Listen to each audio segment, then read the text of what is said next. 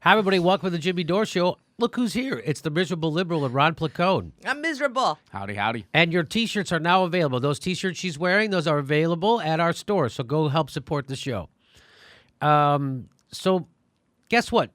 There's a guy named Jeff Flake. He's a senator from Arizona. Him and Trump are enemies. He likes to talk. He likes to be the conservative with a conscience, right? This is what Jeff Flake is. So he's not running. He announced he's not running for re-election. So Trump and him have been fighting, and he's not going to run for re-election. Now, Bob Corker is already not running for re-election. Bob Corker is the guy who's vocally saying that Trump's legacy will be the debasement of our country. That's what Bob Corker, Senator Republican, is saying. Now, here's another Republican senator saying he's not running. By the way, Corker not running again for re-election, so that's why he can speak freely. Jeff Flake not running for re-election, so he can speak freely. But why is he not running? Among Republican primary voters, there's overwhelming support for Trump's positions and behavior, Flake said. And one of their top concerns is whether a candidate is with the president or against him. While Flake said he is with Trump on some issues, on other issues he is not. And Trump definitely views him as a foe, having denounced Flake publicly and called him toxic on Twitter. Oh. Here's what Flake said. Here's his quote. Here's the bottom line. The path that I would have to travel to get the Republican nomination is a path I'm not willing to take, and that I can't in good conscience take. I miss the days when that Republican path had a lot of integrity. It was a lot of altruism back in the day. Yeah. You know, back when you had to support the Iraq War, remember when Republicans had to do that, support an illegal war that was based on torture and war crimes? Yep, God said it was okay. They were good. God said that was cool. So here's the bottom line. The path that I would have to travel to get the Republican nomination is a path I'm not willing to take and that I can't in good conscience take, Flake told the Republic in a telephone interview. It would require me to believe in positions I don't hold on such issues as trade and immigration, and it would require me to condone behavior that I cannot condone. He's saying that I can't win in a primary because of my base has these ideas. So what he's basically saying is, I'm at odds with the base of the Republican Party. Maybe you're a corporate Democrat, Jeff. You ever think of that? So here he is giving a little speech. Let's listen.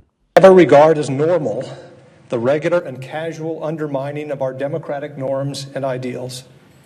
We must never meekly accept the daily sundering of our country. So now he's talking about Trump.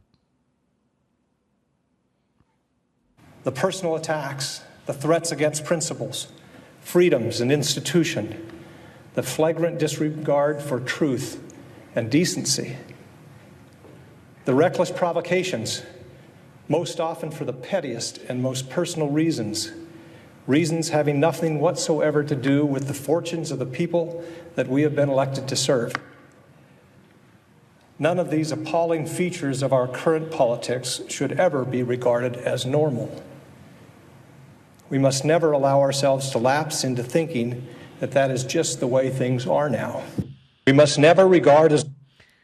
So I'm going to play it again because I know how people hate when I stop and start it. So I played that all the way through. I want to play it again, and I'm going to stop and start it and show you why Jeff Flake, a lot of people are lauding him for doing this, why Jeff Flake is full of shit. Okay? Never regard as normal. So he's upset that we regard as normal the regular and casual undermining of our democratic norms and ideals. The regular undermining of our democratic norms and ideals. So apparently, I always thought a democratic norm and ideal in the United States was the Fourth Amendment. We got rid of the Fourth Amendment. I mean, it's still there, but they don't follow it. We did an illegal. So was it normal when we all got together to do an illegal war that everyone knew was illegal? And then no one was held accountable for lying to the public? Because that's what the Bush administration did. They lied us into a war. They lied us into a war. We know that. General Wesley Clark told us they had plans to go invade those countries before 9/11 ever happened. The prospect for a new American century. Look it up. So here we are. So all of a sudden it's Trump's norms because he's rude. Because Trump is rude in public and he's petty. So But this kind of wait. Well, let's go a little bit more. We must never meekly accept the daily sundering of our country. Really, the daily sundering of our country. So apparently the Patriot Act didn't do that. Repealing habeas corpus didn't do that. Turning our country into a surveillance state didn't do that. That's what the Republican administration did with the Democrats' help. Doesn't gerrymandering undermine the democratic process? Yeah, gerrymandering doesn't undermine democratic process. Electoral How about college? all the goddamn voter suppression you've been doing right out in the open, the Republican Party, all over the fucking place? They got rid of the Voting Rights Act, Civil Voting Rights Act, and they've been just suppressing the vote all over the place. Greg Palast was on our show talking about what they did in Wisconsin, what they did in Ohio, what they did in Michigan. They're all outwardly suppressing the vote. Texas, voter ID laws. This is invented to suppress the vote, and you didn't have any problem with any of that shit. You just have a problem that Trump's rude. Here we go. The personal attacks, the threats against principles. The personal attacks. You mean like when when Scooter Libby and the Bush administration outed a CIA agent because they were debunking their bullshit war? Their illegal war? Is there anything worse you can do than start an illegal, immoral war and kill hundreds of thousands of people on a lie? I don't know if there's anything that Trump has done yet that even comes at 1/10% of close to that.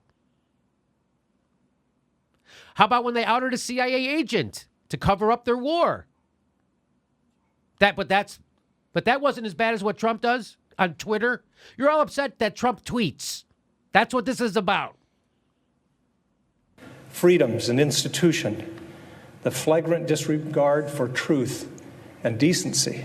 Oh, really? The flagrant disregard for truth and decency. Steph, I don't know. Do you remember somebody saying we know where the WMDs are? Do you remember Colin Powell going to the UN saying we know these aren't assertions, these are facts? I don't know if you remember that. That's called a blatant disregard for the truth. And what you did was you lied to the world, and the world knew it, which is why you didn't get approval to go into Iraq, and you did it anyway on a lie.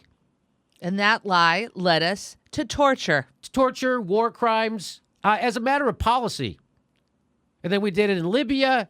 Then we did it in Syria. We're still doing it in Afghanistan. We're trying to export it to Somalia and Chad and Yemen and you name it. And at the same time all this is happening, kids in America are starving. Right. By the way, there's 30 million people who don't have health care in America, Jeff. That doesn't upset you, but Trump's tweets are driving you nuts. I think Jeff Flake is talking like things were just hunky-dory until Trump got here. Yes. I think this is just his audition tape for the Democratic Party. It looks like That's pretty much all he's doing. It looks like it. The reckless provocations, most often for the pettiest and most personal reasons. The reckless provocations? Again, the Iraq War was not a reckless provocation. We set the Middle East on fire. That wasn't a reckless provocation. Us trying to start World War III with the Russians in Syria, that wasn't a reckless provocation. Barack Obama ran out of bombs in Syria. But that's all none of that's reckless. I don't know if you know. None of that is reckless. How about when we sold chemical weapons to Saddam Hussein and he used it on his own people? Was that reckless? Reasons having nothing whatsoever to do with the fortunes of the people that we have been elected to serve. None of these appalling features of our current politics should ever be regarded as normal. We must never allow ourselves to lapse into thinking that is just the way things are now. We must never regard... Okay, so I'm just going to show you that... Can I just say this? Yes. At this point, how about Jeff Flake? You start and stand up for Puerto Ricans. Yeah. How about before you Yes. give this speech that you go and stick your neck out Yeah. for what's happening in Puerto Rico? How about that? How about stand up for people who are having their vote taken away from them? How about for American citizens who are not taken care of? How about that? How about standing up for those people? No. How about the people who can't get clean water in Flint? Going on 4 years? No. That's not outrageous in the richest country the face of the earth has ever seen. We're poisoning our own citizens for money. No problem with that, though. He votes with Trump all the time. So Jeff Flake, Republican senator from Arizona, his score, how often Flake votes in line with Trump's positions? 91.7% of the time. Way to go, Arizona. What a dissident. He's got almost 8%, or almost 9%. Trump's margin of victory in Arizona in the 2016 election, plus 3.5. Predicted score, how often Flake is expected to support Trump based on Trump's 2016 margin, 60% of the time. And Trump plus or minus, differences between Flake's actual and predicted Trump support scores, 31.1. So he has voted with Trump's positions 91.7% of the time, though lots of these votes are nominations. That's from Jeremy Blake.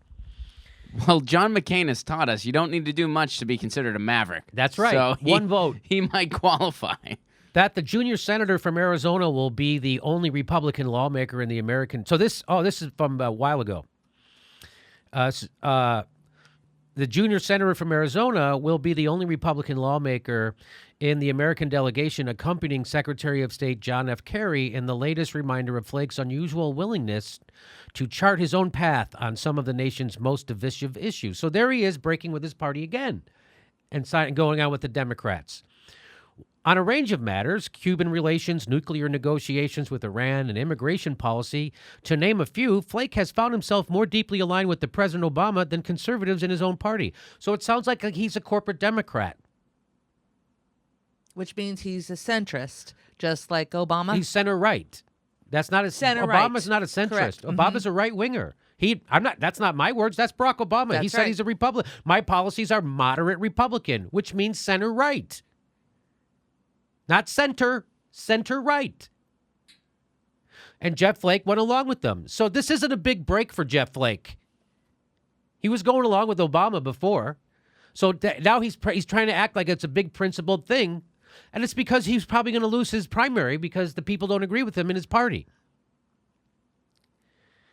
And here's Gene Park tweeting out. He says Jeff Flake was already starting to break with the GOP before Trump dominated it. That's from 2015.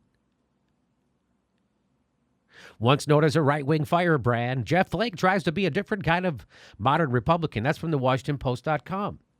Here's Stephen Cruz tweeted this out. It is clear at this moment that a traditional conservative who believes in limited... Oh, this is, I think, this is from his statement.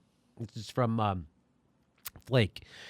It is clear at this moment that a traditional conservative who believes in limited government and free markets, who is devoted to free trade, who is pro-immigration, has a narrower and narrower path to the nomination in the Republican Party, the party that for so long has defined itself by belief in those things.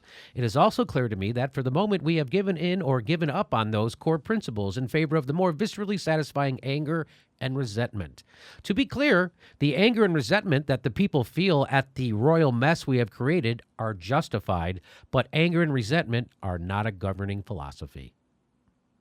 And that Stephen Cruz tweets that out and says, Jeff Flake is teaching a masterclass on dignified, principled governance. Mm-hmm.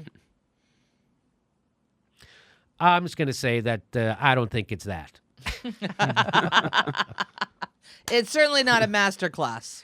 And it just sounds like he doesn't like the base anymore of the Republican Party, and he's upset that Trump tweets. Because I don't know. I haven't seen his speech denouncing war crimes. I haven't seen his speech denouncing the repeal of habeas corpus or the surveillance state, or he's upset about the Iraq war being illegal, or the torture report. There's an actual torture report that got buried, by the way. He's not upset at any of that. He's not upset at the $80 billion extra. Everybody just decided, the Democrats and Republicans and Trump went along to give to the military-industrial complex, which they don't need. They don't even want.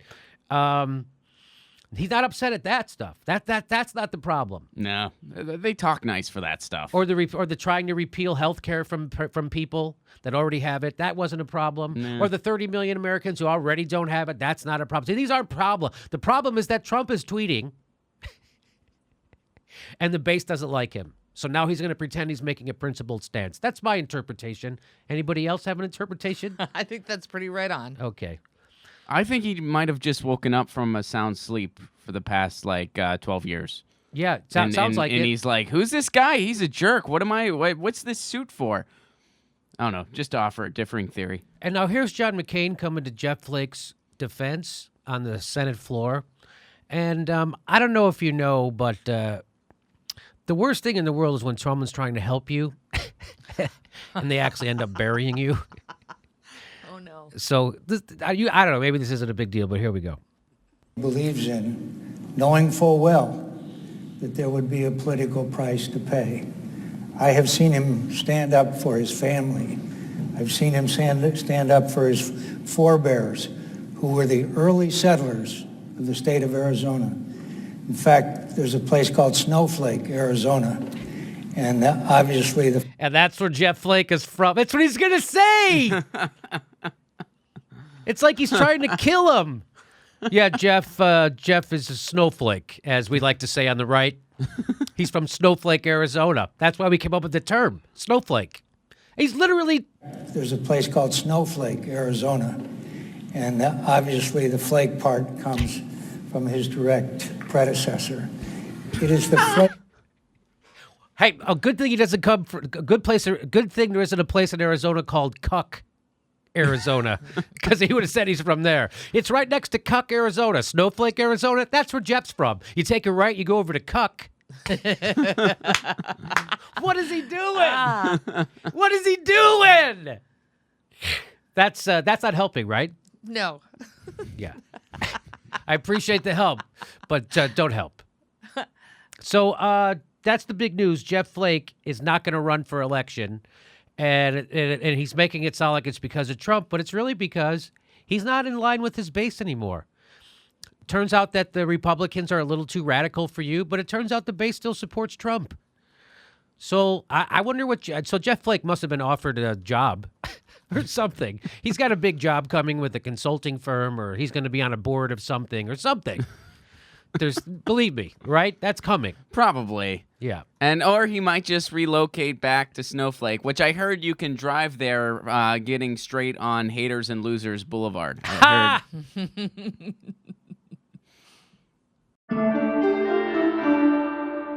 The next live Jimmy Dore show is November 6th in Burbank, California, and November 12th in Portland, Oregon. Link for tickets right there.